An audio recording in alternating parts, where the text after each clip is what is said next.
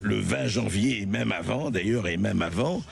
Et alors, justement, qu'est-ce qui se passe? Et on ne va pas énumérer, ici on en a déjà parlé, la liste, parce qu'il y en a 200 décrets déjà en 48 heures signés par Donald Trump, et puis toutes les déclarations qu'il y a, mais qu'est-ce qui se passe par rapport à la France? Et on est tous en train de se dire, mais que c'est incroyable. Il a fait en un jour ce que font en 4 ans, Biden notamment. Alors, Georges Fenech, merci d'être là. Vous êtes ancien député, ancien magistrat. Et on va parler avec vous, justement, de ce point de vue à la fois légal et ce qu'on peut faire. Quelle est la marge de manœuvre aujourd'hui? Quel que soit le président, quel que soit dans la Ve République et dans la Constitution de la Ve République, est-ce qu'un président peut avoir aujourd'hui en France la marge de manœuvre, même si elle n'est pas complète, qu'a pu avoir Donald Trump en proclamant ce qu'il y a? On va en parler. Et puis, bonjour Stéphane Bureau. Bonjour André. Journaliste québécois, vous travaillez, vous êtes spécialiste des affaires américaines pour BFM TV, et puis vous avez votre contact, votre podcast. Mon podcast. Voilà. Georges Fenech, alors, oui. Au fond, quand vous regardez ça, quand le magistrat que vous avez été, quand le député que vous avez été, enfin, et l'homme de médias que vous êtes, qu'est-ce que ça vous inspire de notre côté à nous? Alors, au risque de vous surprendre, je voudrais rappeler que le président de la République française, de mon point de vue, a plus de pouvoir que le président des États-Unis. Ah bon, carrément. Et oui, parce que on s'est inspiré de la Constitution américaine dans la mesure où on élit maintenant, depuis le général de Gaulle, depuis 1962, le président de la République au suffrage universel direct, mais on a conservé des éléments très importants du régime parlementaire, puisque le président français peut dissoudre l'Assemblée nationale, le président des États-Unis ne peut pas dissoudre le Congrès. Mais non. Donc il a effectivement plus de pouvoir, voyez-vous. Alors, on a assisté à cette scène fascinante d'un président des États-Unis voulant régler tous les problèmes d'un coup de baguette magique, par des décrets, en 24 heures, on règle tous les problèmes. J'ai été élu pour ça, je vais le faire. Chapeau, très bien, ça donne une direction, une volonté. En tout cas, il parle de son programme, il essaie d'appliquer son programme. En fait, il n'a fait que s'inspirer un peu de ce qu'avait fait Emmanuel Macron en 2017. Vous vous souvenez pas, en 2017, de manière très médiatique et solennelle, il est dans son bureau à l'Élysée et il signe les premiers décrets, ce ne sont pas les lois sur le travail. Ça a été fait par décret, hein. Sauf que là, le président des États-Unis, lui, c'est une profusion à l'infini de décrets. Il va au-delà de simplement 1 ou 2 décrets symboliques. Mais attention, la France pourrait effectivement s'inspirer, le président, de cette façon de travailler, puisque l'article 38 de la Constitution française prévoit la possibilité pour le président de légiférer par voie d'ordonnance. C'est ce qu'avait fait donc M. Macron. C'est ce qu'avait fait Jacques Chirac en 86, prenant des ordonnances de privatisation. Je ne sais pas si vous en souvenez. Donc c'est quelque chose d'assez courant chez nous d'ailleurs. C'est pas quelque chose de rare qu'un président légifère par ordonnance dans un domaine qui relève d'habitude de la loi. Mais la différence, c'est qu'il faut en France une loi d'habilitation. Il faut que l'Assemblée habilite, une loi d'habilitation, le président pour pouvoir prendre des ordonnances. Et ensuite, qu'il doit ratifier. Mais à chaque fois, à chaque ordonnance, il faut une loi d'habilitation et une loi de ratification au bout de 4 mois. Donc, ce qui suppose qu'on ait une majorité à l'Assemblée nationale, ce qui aujourd'hui n'est pas le cas. C'est clair. Oui, alors c'est la grande différence, c'est-à-dire qu'aujourd'hui, on l'a vu d'ailleurs, regardez, sur les décrets d'application par rapport aux migrants qui arrivaient, qui pouvaient demander aux autorités américaines pouvoir rester, c'est fini. C'est-à-dire qu'on a vu des choses s'appliquer dans les 24 heures. Or, la libération des prisonniers qui étaient liés aux événements du 6 janvier, les libérations ont commencé. Absolument. Et parce que ça, c'est un pouvoir propre du président. Par contre, parmi tous les grands décrets qu'il a signés, certains ne verront jamais le jour. Par exemple, le droit du sol. Je raye cette possibilité d'acquérir une nationalité par la naissance sur le sol américain. Ça relève pas du président des États-Unis. Non, ça relève de la Constitution. Ça relève du 14e amendement et de la Constitution. Et donc, il faut une réforme du Congrès, je crois que c'est la majorité de 2/3, et la ratification par 38 États minimum. Cela est juste et vrai. Donc, ceci étant dit, la Cour suprême, parce que ça avait été, pense-t-on, tranché de façon définitive en 1898, parce qu'il faut voir que le 14e amendement s'invente à la suite de la guerre civile, et ce qui fait problème, particulièrement pour ceux qui ont gagné la guerre, c'est que dans le Sud, on veut que les esclaves nouvellement affranchis ne soient pas des Américains. On ne veut pas les compter comme des citoyens de plein pied. Et c'est là que le 14e amendement leur donne évidemment ce droit d'être comme individu et comme citoyen. Et en 1898, c'est challengé devant la Cour suprême. Et elle tranche, elle dit oui, cette nouvelle clause, ce nouvel amendement est tout à fait recevable, applicable. Aujourd'hui, il y a plein de voix conservatrices aux États-Unis qui disent, sur quelques mots dans ce 14e amendement, parce qu'on parle du droit du sol, ça compte, c'est peut-être plaidable que de renverser cette portion du 14e amendement, mais c'est un combat qui n'est pas gagné, André. Oui. Georges Fenech. Alors, moi, il y a un autre aspect. Allez-y. Non, il y a un autre aspect de ce qu'a annoncé Donald Trump qui m'a effectivement interpellé tout de suite. C'est sa volonté, et là, je dois dire que j'y suis entièrement favorable, sa volonté de s'entourer d'une administration qui lui soit fidèle et qui applique le programme présidentiel. Donc c'est le spoil system à l'américaine. Bien sûr. Il a annoncé déjà 1000 agents qui vont être licenciés. Ça, on ferait bien de s'en inspirer en France. Parce qu'en France, vous avez un nouveau pouvoir politique qui arrive et qui va se heurter à l'administration, à une bureaucratie qui va lui mettre des bâtons dans les roues parce que ça lui plaît pas. Et finalement, le politique n'a pas de véritable levier. Et à the end of the day, à la fin de la journée, comme il dit, qu'est-ce que j'ai fait? J'ai rien pu faire. Non. Donc il faut s'entourer d'hommes dévoués qui partagent votre... Et donc vous avez vu que Elon Musk, d'ailleurs, est chargé un peu de tout ça. Et je pense que ça, c'est une excellente chose. Que le politique retrouve le pouvoir. Le pouvoir. Stéphane Bureau, au fond, ce qu'on a vu là depuis 48 heures, effectivement, il y a des choses qui pourront se faire, des choses qui demanderont beaucoup plus de temps, on le sait. Mais ça a été quoi? Ça a été l'idée de frapper un grand coup et de dire tout de suite, écoutez, nous, on est parti pour ça. D'ailleurs, c'est très intéressant parce qu'il signait des décrets dans la grande salle du Capitole où il y avait un certain nombre de gens, quoi. Et il signait, et il a envoyé ses stylos après. Oui, c'est Sharpie qui ont été envoyés à la foule en délire, en liesse, en 2 temps d'ailleurs, parce qu'il y a une première séance qui se fait dans cette enceinte sportive et ensuite au bureau ovale. À peine arrivé, il ne va pas à la maison défaire ses valises, il signe et fait un point de presse improvisé, converse avec les journalistes. On n'imagine pas que M. Biden, comme il a dit lui-même, se soit engagé dans un pareil exercice, mais en fait, ça nous sort complètement de la routine habituelle. Et cette histoire des décrets présidentiels, alors petite correction, il ne s'est pas laissé inspirer par M. Macron qui le fait au printemps 2017, parce que lui accède au pouvoir. Il l'a fait en 2016. Mais en janvier, c'est la méthode Trump, c'est-à-dire qu'il est déjà en janvier 2017 absolument tous azimuts. C'est le premier d'ailleurs. Alors c'est Macron qui s'inspirait de peut-être. De toute façon, dans les 2 cas, les 2 hommes semblent s'apprécier, dit-on. Et c'est une bonne nouvelle pour la France. Alors, il signe beaucoup. On disait à l'époque de M. Roosevelt que les 100 premières journées étaient conséquentes. On anticipait que les 100 premières heures de M. Trump seraient importantes. Or, ce sont les 100 premiers décrets. Et il est à l'acmé de son pouvoir, donc c'est le moment, surtout pour faire bouger des lignes, très difficiles à faire bouger aux États-Unis, sur la question de l'énergie, qui est d'ailleurs directement liée à l'intelligence artificielle dont on parlera peut-être, parce qu'il faut voir qu'en 2030, André, 12% de l'énergie consommée aux États-Unis sera directement liée au développement et à la capacité de soutenir l'intelligence artificielle. D'où le nucléaire qui redevient extrêmement important et primordial. Quand il dit drill, baby drill, aux États-Unis, il n'y a pas beaucoup d'hydroélectricité. Donc l'électricité, ça sera le nucléaire, mais construire une centrale, c'est très long. Ou ça sera le gaz et le pétrole. Donc, il y a un enjeu qui n'est pas superflu du tout.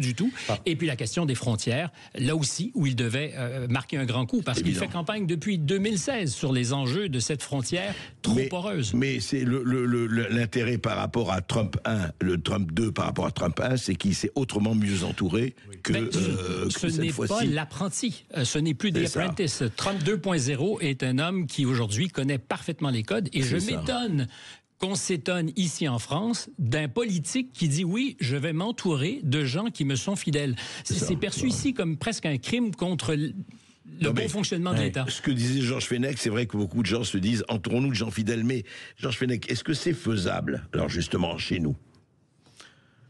Vous savez, le général de Gaulle a montré, il a fait usage de l'article 16, le général de Gaulle, c'est-à-dire les pleins pouvoirs. C'était la guerre d'Algérie. Oui, mais certains disent que M. Macron pourrait peut-être, dans les temps qui courent, faire application de l'article 16. Moi, j'y crois pas trop. Mais le Trump numéro 2 a une grosse différence du Trump numéro 1, de mon point de vue. C'est passé un petit peu inaperçu, on n'en commande pas trop. C'est que le Trump numéro 2 il se revendique d'une mission divine. Ouais. Il nous a dit qu'il a été envoyé par Dieu. Sauvé lui-même par Dieu pour être envoyé pour sauver l'Amérique et donc le monde. Ah oui, c'est... Ça, je sais pas si vous voyez. Vous imaginez ça en France? Et là, qu'est-ce que vous voulez que puissent répondre les institutions démocratiques à Dieu? Quand Dieu s'impose, c'est-à-dire quand il dit voilà la loi pour les hommes, comment voulez-vous qu'on puisse résister à M. Trump? Mais tout ça a des conséquences, parce que George W. Bush aussi se disait envoyé par Dieu dans la guerre en Irak, et tous les soldats priaient et on est allé en guerre. Croisade, d'ailleurs, c'est le mot qu'il avait employé. Vous voyez le danger pour les démocraties et pour nous tous que l'homme le plus puissant de la Terre se dise missionné par Dieu. Oui, ça me paraît extrêmement inquiétant. Sauf que Trump ne parle pas du tout de guerre, mais au contraire, dit il faut essayer d'arrêter les guerres autant qu'on peut. En tout cas, c'est ce qu'il proclame. Que Dieu l'entende. Mais c'est vrai. Non, mais c'est vrai, c'est intéressant. Ouais. Mais ça, vous savez très bien la dimension évangéliste des États-Unis, comment ça joue. Frange d'électeurs, d'ailleurs, très fidèle à M. Trump. Et il faut jamais oublier qu'il est capable, lui, de clientélisme à géométrie variable selon les occasions. Alors peut-être que c'est aujourd'hui un homme de foi, mais je crois... un homme de foi. Qu'il y ait une imprégnation religieuse dans toute la vie des États-Unis, qu'ils ne connaissent pas la laïcité, c'est un fait. Mais là, c'est différent. Là, c'est pas de la religiosité uniquement. C'est il m'a envoyé. Oui, c'est le miracle. J'ai été sauvé par Dieu. C'est l'homme providentiel. Ouais. Et ça fait plusieurs fois d'ailleurs qu'il s'inscrit dans ce discours suite évidemment à l'attentat du 13 juillet où il a l'impression que la main de Dieu lui a déplacé la tête au bon moment. Il y avait la main de Maradona, maintenant il y a la main de Cela dit, lui, il va quand même remettre. C'est très intéressant. Juste un mot parce qu'on va continuer cette conversation après une petite pause. Mais lui, en fait, il a, comme je dirais, là, ça va peut-être choquer certains, mais comme Vladimir Poutine, il a remis l'Église. Là-bas, c'est orthodoxe, ici évangéliste ou autre, au milieu du village. C'est-à-dire qu'il rapporte le bon sens. Il parle d'hommes et de femmes, il parle d'un certain nombre de choses. On en parle tout de suite après cette petite pause avec Georges Fenech et avec Stéphane Bureau. André Berkoff. Alors, ça discute beaucoup, évidemment, ces conversations de café. Trump français, est-ce qu'il faut un Trump français? Non, non, pas du tout, etc. Mais au-delà de ça, moi, il y a une question que je voudrais vous poser en conclusion à vous deux, à Georges Fenech et à Stéphane Bureau. Au fond, aujourd'hui, il y a quand même quelque chose. On a l'impression que, on verra pour les actes, mais enfin... La différence extraordinaire, parce que c'est vrai que Macron signait des décrets en 2017, mais enfin, la différence, c'est que en Amérique, en tout cas, un certain nombre de choses s'appliquent tout de suite dans l'heure qui vient. Et en France, nous en sommes encore sur les retraites et ailleurs à discuter, à dire qu'il faut faire la sécurité. Georges Fenech, vous avez pour ça, avec votre tolérance zéro. Tout ça, eh bien, on parle, mais on sait très bien où on en est. Qu'est-ce qui peut casser cette espèce de mirage comme ça français qui continue à dire oui, on parle, c'est très bien, et puis le reste... Mais vous avez donné la réponse tout à l'heure avant que j'arrive. Je vous ai entendu. Une colonne vertébrale et du courage. Ça, c'est le principe. Donc, il faut, non pas quelqu'un de providentiel, mais quelqu'un qui ait la volonté d'une rupture. Voilà. Parce que nous sommes sur le déclin en France, c'est évident. Mais il ne nous a pas échappé non plus que nous sommes membres d'une Union européenne. Nous ne sommes pas les États-Unis d'Europe. Tout à fait.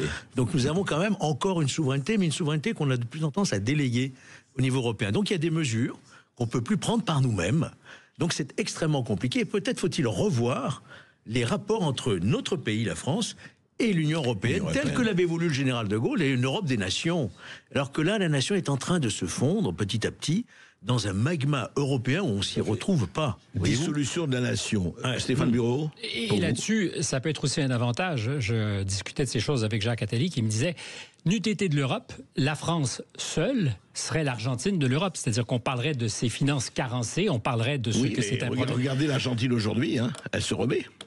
Oui, alors peut-être qu'il référait à une autre Argentine, mais à cette idée que seul, on regarderait le bilan des courses et on dirait, mais c'est très difficile, c'est une situation financière qui est mais il faut maintenir l'Europe des nations. Je ne fais que constater. Et ils n'ont pas aller vers une fédération de l'Europe qui ne marchera jamais. Mais je suis avec vous sur l'idée. Alors, revenons à l'exemple américain. Je crains que nous soyons les témoins un peu surpris sinon quoi, interdit de la rapidité avec laquelle les choses se feront aux États-Unis. Il est en train, on n'a pas tellement abordé la question, mais sur les fameux critères DEI, de diversité, d'équité et d'inclusion, depuis hier soir. Donc, cet exosquelette qui s'est greffé à l'appareil d'État pour s'assurer que tout soit joué selon les règles. Genré et tout ça. Tous les employés qui avaient responsabilité de faire appliquer ces normes ont été hier invités à ne plus travailler. Ils sont, en fait, non pas suspendus, mais ils travaillent, reçoivent leur salaire, mais pourtant ne pourront pas exécuter ce pourquoi... À partir de hier soir, mercredi. Donc, c'est déjà déployé. C'est donc dire la rapidité, la vélocité avec laquelle... Encore une fois, Stéphane Bureau, vous êtes québécois, je ne dirais pas canadien, mais enfin au Canadien aussi. Vous pouvez dire ce que vous voulez. Je suis beaucoup de choses. Pour l'instant, parce qu'il risque d'être annexé. Je serai annexé par la France, c'est ici que je vis. Ah oui, 51e État. Mais on va peut-être annexer le Québec, nous, ça nous fera du bien. C'était la volonté du général, peut-être. Oui, absolument. Vive le Québec libre. Oui. C'est pas, on l'a dit il y a très longtemps. Non, juste un mot. Oui. Et vous regardez ça et vous dites, en France, pour vous, votre option d'observateur, vous dites c'est faisable ou effectivement c'est pas faisable? Alors, je suis effectivement observateur, mais très solidaire de cette société dans laquelle je vis. C'était à la blague ce que je vous disais tout à l'heure. S'il fallait que la France fasse autant qu'elle ne débat, qu'elle bavarde, ça serait la première puissance du monde. Nous sommes capables ici, alors je pense à la réforme des retraites, pour moi qui est un exemple, depuis des semaines, on tourne autour, alors on est géronto-obsédé, on tourne autour de ça comme s'il n'y avait rien d'autre, pendant que les Américains, je reviens à l'intelligence artificielle, qui sera le carburant de l'économie, sinon du pouvoir politique. Trump a décidé de mettre 500 milliards de dollars sur le développement de l'intelligence artificielle. Pour créer des infrastructures qui pourront supporter l'intelligence artificielle. Les États-Unis sont déjà les leaders mondiaux. On ne sait pas exactement où sont les Chinois, mais il a compris, accepté, et plus encore, s'il a bien compris, c'est parce qu'il a aussi fait un pari audacieux, qui n'est pas celui de M. Musk initialement, c'est de déréglementer aussi le boulot. C'est-à-dire qu'il a accepté l'idée que pour que les États-Unis demeurent les premiers, les leaders, il fallait débrider. Ce qu'a fait l'administration de M. Biden. Tout à fait. Alors, juste Georges Fenech, et une chose intéressante aussi, mais ça qu'on pourrait appliquer, il a aussi signé un décret en disant terminer le télétravail, ou pas. Les agents de l'État, il n'y a aucune raison. Le type qui va construire des maisons, il est sur le chantier. Pourquoi les agents de l'État ne sont pas en présentiel, par exemple? Et alors vous, effectivement, vous êtes toujours... on reste citoyen, on reste homme politique, on reste magistrat, on reste en tout cas ce qu'on est. Au fond, vous êtes optimiste ou pessimiste ici? Pour notre pays? Oui. Moi, je reste toujours foncièrement optimiste, mais impatient, parce que je crois que l'urgence, elle est là. L'urgence sécuritaire, identitaire, économique, toutes les urgences climatiques, toutes les urgences, elles sont là. Donc je suis impatient de voir, effectivement, qu'on remette le pays à l'endroit, qu'on ait à nouveau une majorité, et ça ne passera que par une élection présidentielle. Et vraiment, je l'appelle de tous mes voeux. Je n'ai rien contre M. Macron en particulier. Non, mais aujourd'hui, c'est une élection présidentielle. Rien contre M. Vous voulez...